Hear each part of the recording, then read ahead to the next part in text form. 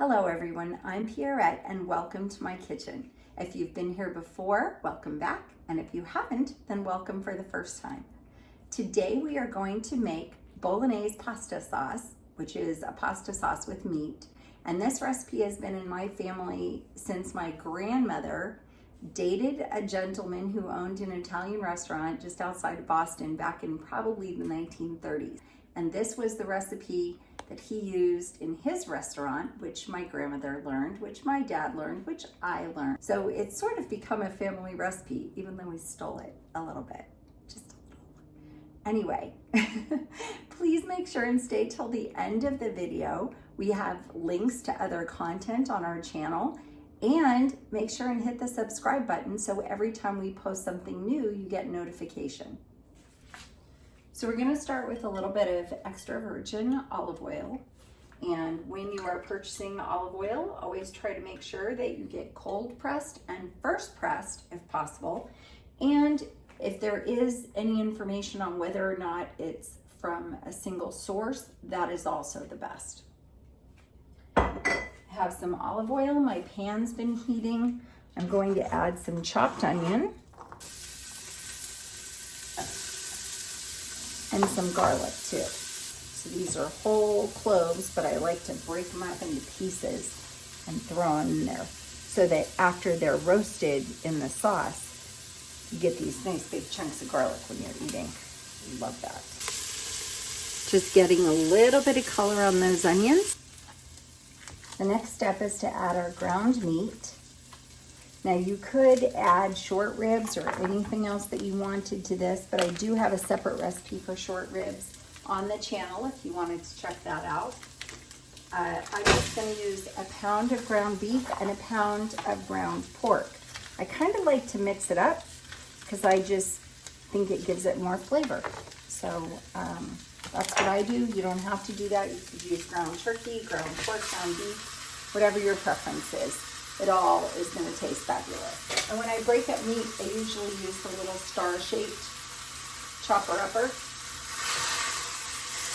The next step is to add our tomatoes. I always do tomato paste first. I'm going to need two small cans of tomato paste.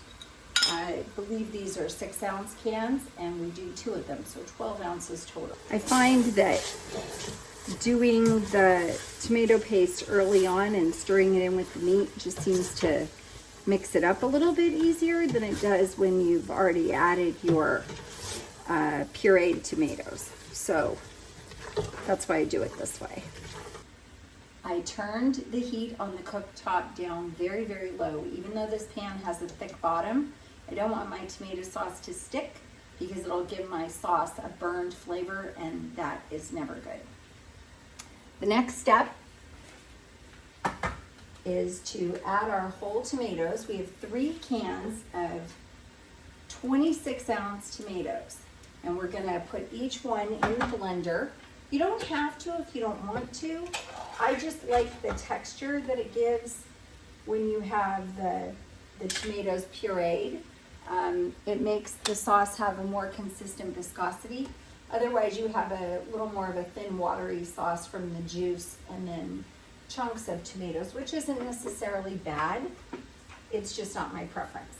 You could do both. You could do a couple of cans pureed and then still leave some juice and chunks if you wanted to.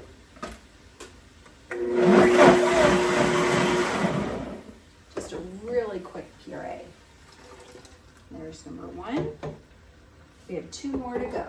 I'm a little nervous after the coconut milk fiasco of our vegan pasta recipe a couple days ago.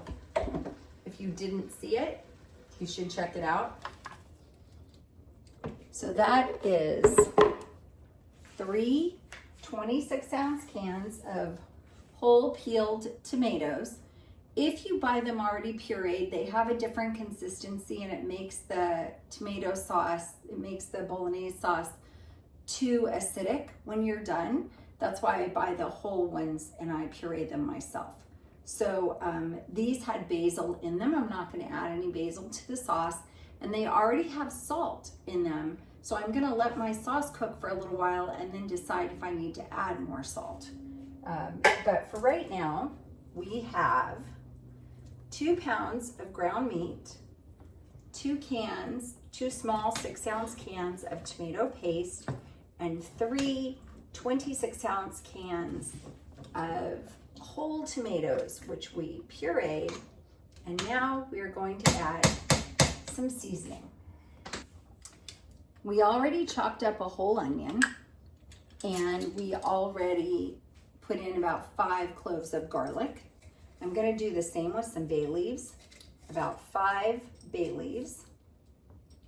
And you wanna pull these out, you don't wanna eat them, so leave them whole. And then when your sauce is ready and you're serving it, just make sure that when you're eating it, you're not eating the bay leaves. From what I understand, they're not good for you to eat because they don't chew up very well, I guess. Next is oregano, and we're gonna add a couple of tablespoons of oregano. So 2 tablespoons of oregano. And we may want to add more later, but for right now, we'll start with that. That looks like just the right amount. And then a little bit of black pepper.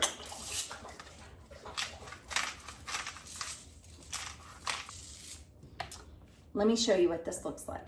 So you can see, even without the pepper, that we have a pretty fair amount of oregano mixed in there.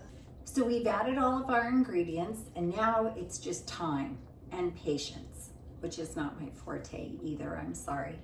So I use a flat bottom spoon, and about every 15 to 30 minutes, I'm gonna go through and just scrape the bottom of the pan with the flat bottom spoon and kind of stir it up. You don't want to put a lid on it because you do want it to thicken just a little bit.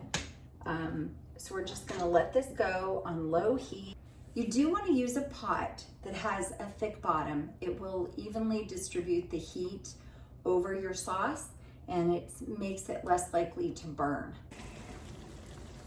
We have a pot of boiling water for our pasta and a screen over the top of our spaghetti sauce so that the steam can still escape and not keep reliquefying the sauce. It allows it to thicken without splattering all over the walls. I'm going to do a big handful of pasta. You always want to add a pretty generous amount of salt to your pasta water because it gives it good flavor. And then as your pasta cooks, push it down into the pan. Rather than breaking it in half, it'll give you nice long pieces of pasta, which is always fun for twirling. As it cooks, make sure and give it a couple of stirs. You don't want to just put your pasta in here and have it turn into one solid lump. Okay, this is the moment of truth. We have our pasta sauce. It came out absolutely beautiful and rich and thick. I boiled the pasta for about 7 minutes and then drained it, but I did not rinse it. You don't want to rinse your pasta because you get all the starch off of it, and that's kind of what helps the sauce to stick to your pasta. So I drained it, put it back in the pot, and I'm just gonna add several spoons of our pasta sauce. And then I will also serve it with a little bit of pasta sauce on top. So I'm just gonna take this and toss it. One more big helping. I did add another tablespoon of oregano, so 3 tablespoons of oregano total, and it did need a little bit of salt. If you like yours a little bit more sweet, you can always add a little bit of sugar or your favorite sweetener to it. We have our pasta, and I'm just gonna twist it onto the plate the way they do in the pretty restaurants. Kind of stack it in the middle, and we're gonna put a little bit more sauce, add a little bit of grated Parmesan on top, and it's time to eat. If you haven't yet hit that subscribe button, now's a good time to do it, and stay till the end of the video for more links to extra content on our channel. Thanks so much for watching. Take care.